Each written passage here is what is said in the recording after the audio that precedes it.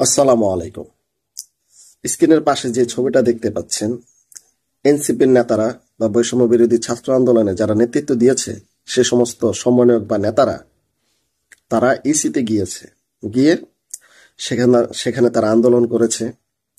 আচ্ছা ভাই, দেখুন, উনিশশো 1971 সালের পর থেকে যখন এই দেশে কোনো আন্দোলন শুরু হলো, গণতান্ত্রিক আন্দোলন, তখনকার থেকে কিন্তু প্রত্যেকটা আন্দোলনে বাংলাদেশ জামাত ইসলাম, জামাত শিবির তাদেরকে ছাড়া কিন্তু কোনো আন্দোলন সফল হয়নি।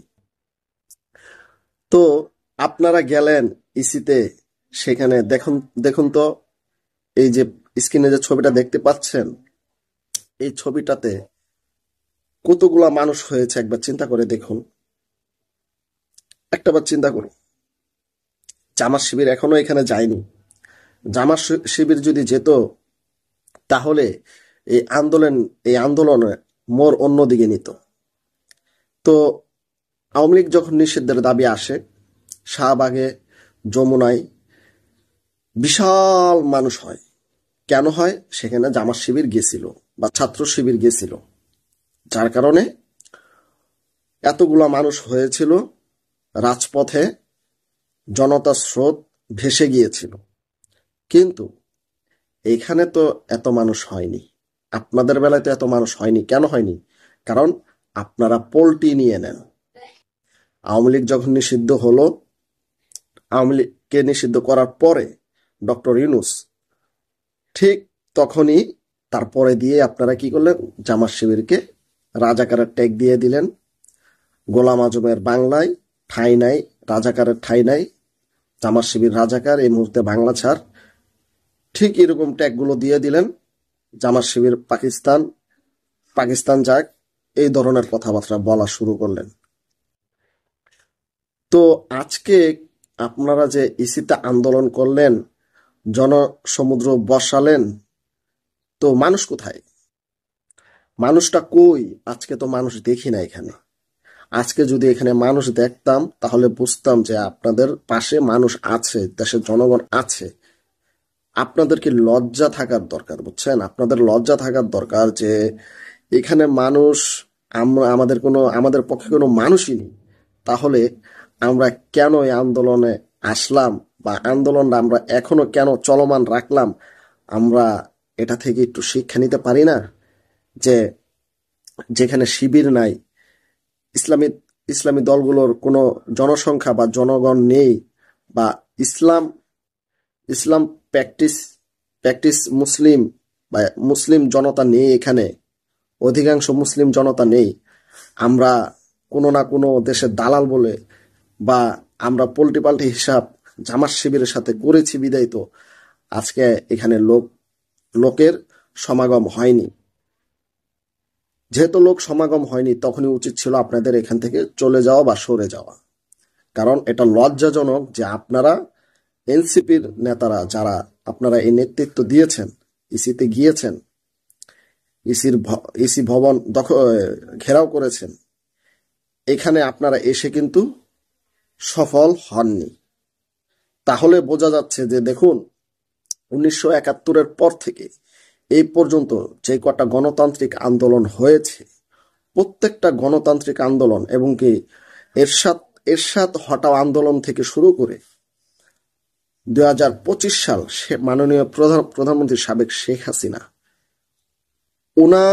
ওনাকে খেদানোর জন্য, ওনাকে দেশ থেকে পদত্যাগ করানোর জন্য, দেশ থেকে তাড়ানোর জন্য প্রত্যেকটা আন্দোলনে কিন্তু শিবির ছিল, শিবির আছে এবং থাকবে। শিবির ছাড়া কোনো আন্দোলন সফল হয়নি। আপনারা এনসিপি যারা ইসির সামনে গিয়েছেন, ইসি ভবন ঘেরাও করেছেন, জনগণ আসেনি, ঠিক আপনাদেরও এই আন্দোলন সফল হয়নি, শিবির ছাড়া সফল হয়নি। কোনো আন্দোলনই 1971 সালের পর থেকে এই পর্যন্ত বাংলাদেশ জামাত ইসলাম, জামাত শিবির, ছাত্র শিবির ছাড়া কোনো আন্দোলন সফল হয়নি, আর হবেও না। এটা আপনাদের বোঝার দরকার ছিল যে জামাত শিবিরকে ছাড়া আমরা আন্দোলন করতেছি, আমরা কি আদৌ আন্দোলনে সফল হব কি হব না, আপনারা এই জিনিসটা চিন্তা করেননি। আরে ভাই, জামাত শিবিরকে ছাড়া, জামাত ইসলামকে ছাড়া, ছাত্র শিবিরকে ছাড়া কোনো আন্দোলন কঠিন কালেও কোনো সময় সফল কেউ করতে পারেনি বাংলাদেশের ভূখণ্ডে, এই বাংলাদেশ জমিনে। আপনারাও পারবেন না। বাংলাদেশ জামাত ইসলামকে বা ইসলামী ছাত্র শিবিরকে লাগবে। প্রত্যেকটা কেন্দ্রে, প্রত্যেকটা ওয়ার্ডে একজন করে শিবির আছে। তো একজন করে শিবির থাকলে এক একটা শিবিরের ছেলের পিছনে কতগুলো লোক আছে আপনারা একটাবার চিন্তা করে দেখুন। আর আপনারা তো কেবল নতুন আসছেন রাজনৈতিক মাঠে, আপনারা কি বোঝেন? তারা তো সেই 72, 75 থেকে 71-এর পর থেকে তারা এই 2025 সাল এত বছর হয়ে গেছে, তারা প্রত্যেকটা আন্দোলনের নেতৃত্ব দিয়ে আসছে, তাদের অভিজ্ঞতা আছে। আপনাদের কি আছে? শুক্র 8 দিন এসে রাজনৈতিক ময়দানে ভাবতেছেন যে আপনারা অনেক কিছু হয়ে গেছেন, অনেক বড় ধরনের অনেক কিছু হয়ে গেছেন। আপনারা সব বোঝেন, জামাত শিবির কিছুই বোঝে না, বাংলাদেশ জামাত ইসলাম কিছুই বোঝে না। আর আপনারা সব আন্দোলন সফল করে ফেলবেন 2 দিনের বৈরাগী বাতের অন্য। আপনারা কি 2 দিনে এসে কি সবকিছু বুঝে ফেললেন? জামাত শিবিরকে মাইনাস করে আপনারা আন্দোলন সফল করে ফেলবেন এত সোজা? জামাত শিবিরকে ছাড়া দেখুন আন্দোলন সফল হবে না, হবে না, হবে না, হবে না। এটা আমি গ্যারান্টি দিয়ে বললাম।